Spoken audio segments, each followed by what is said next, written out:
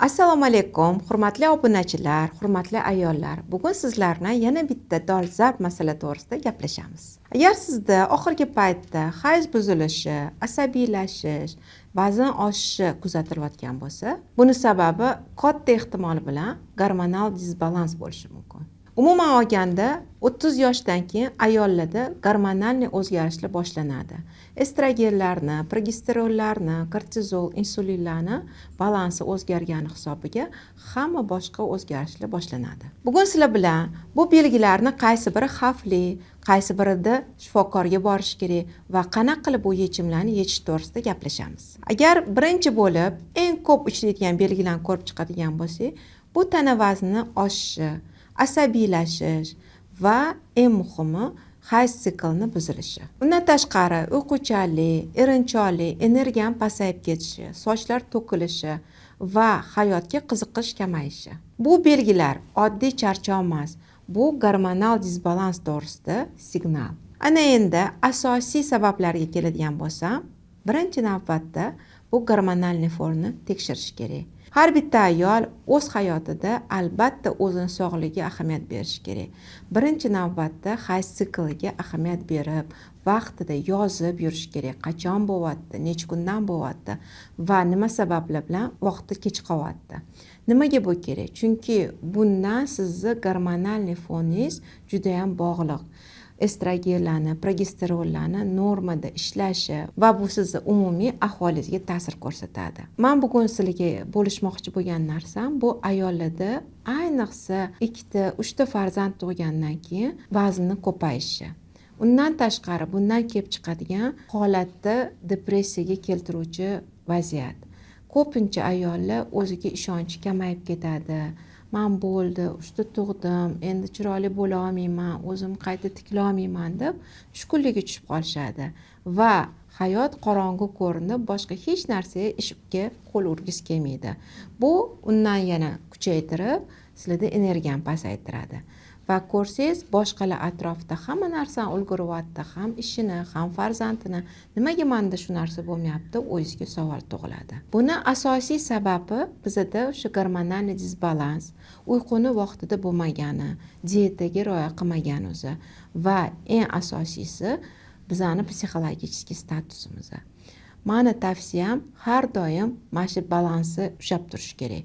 Har bitta insonni 3 sferasi bor. Bu asosiy sferasi. Bu birinchidan oilasi, karyerasi va o'zi. Sizlar har doim bitta narsani ish qilaman deganingizda, qaranglar, bu yerda agar ishda ko'p ishlayman desanglar, ayollik o'zingiz uchun yoki oilangiz uchun zarar keltirmayapsizmi? Yoki faqat bolam, uyim, joyim deganingizda bu yoqda karyerada rivojlanishdan qolib ketmayapsizmi va o'zingizga ahamiyat bermay перегореть deyishadi rus tilida ko'pincha ko'p ishlab yorib, o'zingizni joningizni qiynab qo'ymayapsizmi? Va faqat o'zingizni o'ylasangiz, oila esingizdan chiqib qolib, ishga ahamiyat bermay qo'ymayapsizmi? O'shaning uchun eng muhimi shu hamma 3 sferani balansda ushlab turish. Bu degani vaqtida o'zingiz uchun check-up o'tib turishingiz. Bu yiliga bir marta ginekolog nazoratida bo'lish, endokrinolog nazoratida bo'lish, UZI o'tkazish, qonlarda analiz tekshirish. Bu juda ham zarur, chunki siz buni vaqtida qilmasangiz, keyinchalik og'ir kasalliklarga o'tib ketish hech gap emas. Va unda siz profilaktika emas, уже davolaysiz. Masalan, Xitoyda va boshqa rivojlangan davlatlarda vrachlarga maoshi bilasizlarmi qachon ko'proq to'lashadi? Qachonki o'sha nablюдениесida yurgan bemor kasal bo'lmasa. Agar kasal bo'lib qoladigan bo'lsa, vrachchi maoshi tushib ketadi. Nima sababdan?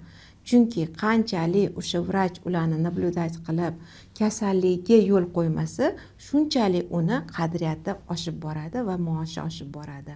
Shu sababdan men har doim o'zimning blogimda sizlarga qanaqa qilib sog'lig'ini saqlab qolish, og'ir kasalliklardan o'zini ehtiyot qilish va yotib qolmasligiga yordam beraman. Yana bitta ko'pincha hozir uchrayotgan narusheniylardan bittasi bu ovqatlanishi noto'g'ri olib borish. Nimaga? ko'pincha fast food bilan tez antga chiqib bitta sosiska, bitta pirojka yeb olaman va qornim to'yg'izib ketaman deyishadi.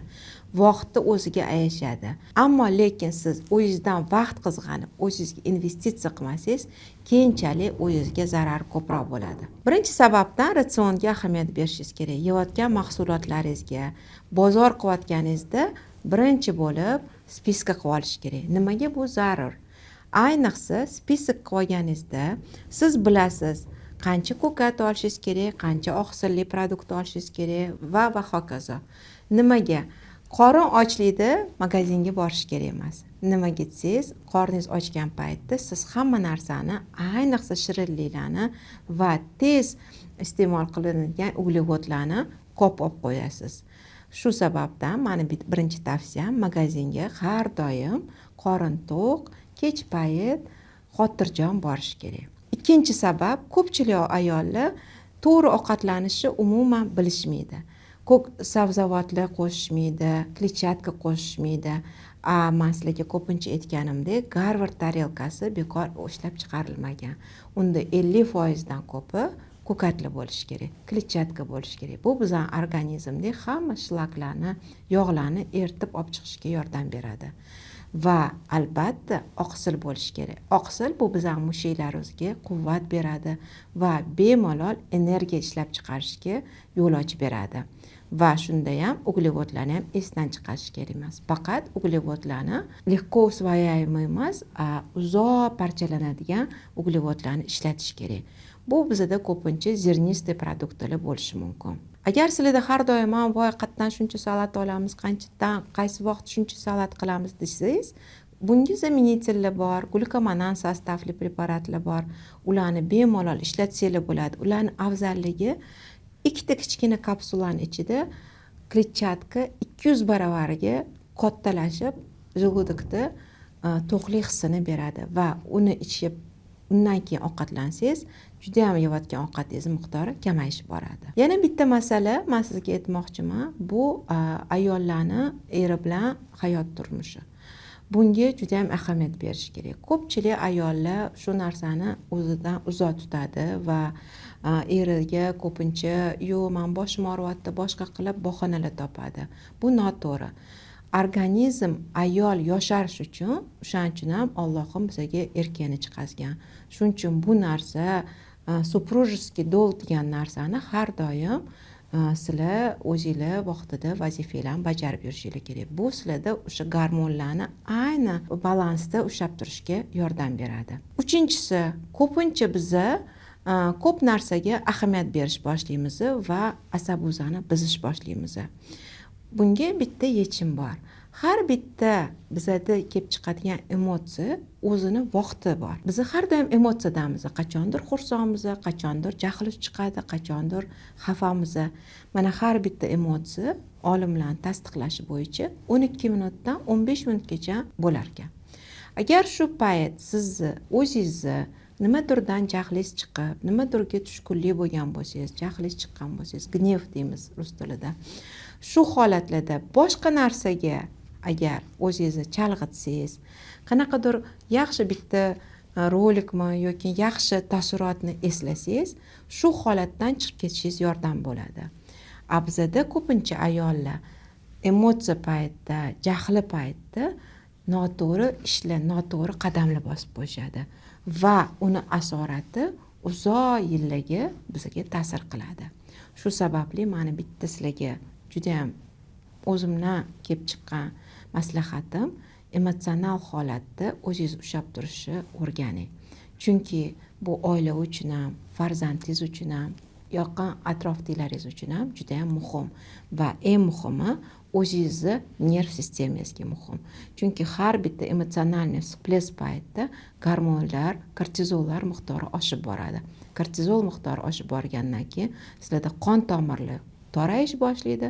Toraygandan keyin organlarga qon yetib bormaydi va gipoksiya holatlari kelib chiqadi. Shundan keyin bosh og'rish, yurak og'rishi, jigarda o'zgarishlar, har xil boshqa organlarda xastaliklar boshlanadi.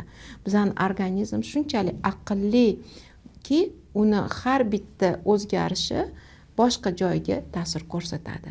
Shuning uchun mana maslahatim shu sizlarga. Hali aytganimdek, ko'pincha gormonal buzilishda bizada asabiylashishdan boshqa, tana vazni oshishidan boshqa yana bitta juda ham xunuk narsa bo'ladi, sochlari to'kilish boshlaydi. Buni ko'pincha biz o'ylaymiz, noto'g'ri shampun ishlatib qo'ydik yoki ko'proq ximический elementlarni ishlatdik. To'g'ri, ko'p sochni turmaklaganda, laklar, har xil kraskalarni, ximikatlarni ishlatganda soch to'kilish boshlaydi. Lekin undan tashqari, o'sha hali aytganimizdek, asabiylashganda ham mikronutrientlar, питательный hamma komponentlar va qon aylanishini balansi buzilgandan keyin soch tolalari mo'rt bo'lib to'kilish boshlaydi. Shu holatlarda biz ularga ozgina yordam berishimiz kerak. Ozgina biologik faol moddalarni qo'shimcha bersak bo'ladi. Juda ham yaxshi preparatlar hozirgi kunda bor. Sachesta degan preparati, u aynan sochi turmaklarni o'sha o'sib chiqadigan va волосяной follikulga ta'sir qilib, u yerda hamma mineral, vitamin, ayniqsa bambukdan olingan ekstrakt tarkibida bor. Bu ekstrakt ta'siri shundaki, u xuddi bambukka tolasidek bizani sochlar o'zani baquvvat va uzun qilib beradi. Va undan tashqari tarkibidagi xmel ekstrakti sochlar o'zani yiltiratib, jonlashtiradi. Bu yana bir ham bizga настроение o'zini ko'taradi. Sochlaringiz qalin, chiroyli, yiltirab turganda odam o'zini yaxshi his qiladi. Sizlar bu preparatlarni, masalan, glukomandan tarkibiga kirgan preparat, skinny preparatini, sachesta preparatini bemalol shahar aptekalaridan izlab olib qabul qilsanglar bo'ladi. Yana bitta maslahat, to'g'ridan to'g'ri reklama qilmoqchiman, chunki men ayollarni har doim chiroyli va yosharib yurishini xohlayman. Tadqiqotlarning natijasiga qaraganda, har bitta insonda 20 yoshdan keyin glutatsion tarkibi har yili 1% dan kamayib borar ekan. Masalan, hozir ayol kishi 30 yoki 40 yosh bo'lgan bo'lsa, bu degani 10 va 20% ga kamayib borgan. 60-70 yoshli ayollarda bu 40-50% ga kamaygan to'g'risida gapiradi. Nima qiladi o'zi glutatsion?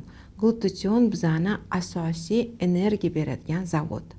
Bizani hujayraga, kletkaga, mitoxondriyada energiya ishlab chiqishga yordam beradi va quruvchi mahsulot. Bizada kletkalarning rivojlanishi, tiklanishi va yashash jarayonini kuchaytiradigan modda. Glutatsion yetishmagandan keyin organizmimizni hammasi hujayradan iborat bo'lgan sababli har bitta organda o'zgarish bo'ladi. Bu nafaqat ter, yurak va bilinadigan jigarda. Bu o'sha pochkada, ko'zda, tirnoqda, sochda, har bitta organda o'zgarish bo'ladi. Buni bitta yechimi bor. Glutationni tashqaridan biz berib tursak bo'ladi. Masalan, men o'zim yiliga 2 marta kurs olaman. Bitta osma ukolda glutat-glutazin degan preparatlarni olaman, ketidan Glutradox preparatini 1 oy 2 oy qabul qilib yuraman. Bu menga nima beradi? Konsentratsiyasini tiklashga yordam beradi va meni organizmimda glutatsion miqdori normaga kelib, menga kerakli energiya beradi, kerakli quvvat beradi va ayniqsa immunitetni oshirib beradi. Immunitet oshgandan keyin, quvvat bo'lgandan keyin men ko'p ishlarni qilishga ulguraman. Ko'pincha mendan so'rashadi, qanaqa qilib hamma yoqda ulgurasan? Ishda, oilada, bolalarda, razvediyada, o'qishda. Men aytaman, buni sababi o'zimga ahamiyat berganim, o'zim uchun kerakli moddalarni qabul qilganim. Glutationdan tashqari men haftasiga 2 marta, 3 marta обязательно sport zalda shug'ullanaman. Piyoda yuraman, kuniga kamida 5000 qadam. To'g'ri ovqatlanishga harakat qilaman. Hozirgi kunda uyda sharoit bo'lmasa, sizlar bemalol uni pitaniya tayyorlab beradigan firmalarga ham zakaz qilsanglar bo'ladi. Men aytmoqchi bo'lgan narsam, agar ayol kishi maqsad qo'ysa, unga hech qanaqa to'sqinlik bo'lmaydi. Siz chiroyli, yosh, go'zal bo'lgingiz kelsa, hamma sharoitni o'zingiz yaratishingiz mumkin. Hammasiga o'zingiz erishishingiz mumkin. Shuning sababdan o'zingizga ahamiyat bering. Ko'pincha ayollar aytadi, "Voy, men ishlayman, ishga boraman, charchab qolaman, qanaqa qilib men sport zalga boraman" deydi. Mana Amosov degan olim bo'lgan, u juda ham ko'p meditsinaga o'zini kuchini bergan. Bilsanglar, agar Amosov eritmasi bor, va uni yong'oq, mag'iz aralashtirilgan yemagi bor. Uni ko'pincha homilador ayollar yaxshi ko'radi. Nimaga? Chunki bu yong'oq, mag'iz aralashmasi bizga energiya beradi. Undan tashqari teoriyasi bor Amosova. U aytadi, sizlarga shart emas har doim qanaqadir og'ir fizkultura bilan shug'ullanish. Kunda qilinglar, kunda 10-15 minut shunga vaqt ketkazinglar va shuni natijasini ko'rasizlar deydi. Ayollar ko'pincha bo'ldi, men dushanbadan, yanvardan, yangi yildan fizkulturaga boraman, fitness zalga boraman, unga boraman, bunga boraman deyshadi va hamma qilib yurmagan ishini bir kunda, 2 kunda qilmoqchi bo'lishadi.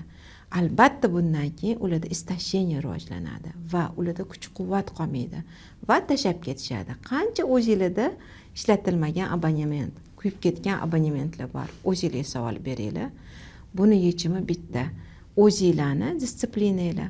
Ertalab har doimdan yarim soat oldinroq turib, hamma hali turmaguncha, oila a'zolari hali uxlayotganda yarim soat badan tarbiyasini qilinglar va albatta bunga sizlarga faqat sport zaliga borish shart emas. Hozir YouTube'da juda ham ko'p maslahatlar va gimnastikalar bor.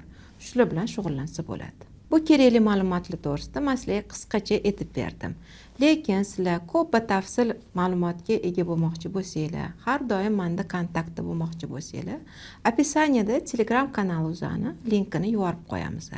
Sizlar u yerda qiziqarli tavsiyalar, preparatlar to'g'risida ma'lumotlar, sog'lom ovqatlanish to'g'risida ma'lumotlar va boshqa narsalarga ega bo'lishingiz mumkin. Bugungi suhbatimiz nihoyasiga yetdi. Men sizlarga sog'lik, salomatlik va xotirjamlik tilayman. Va kommentariyda keyingi mavzu nima haqida bo'lishi to'g'risida yozib qoldirishingiz mumkin. Agar ma'lumotlar yoqqan bo'lsa, sahifamga obuna bo'lish va like bosib qo'yish esingizdan chiqmasin.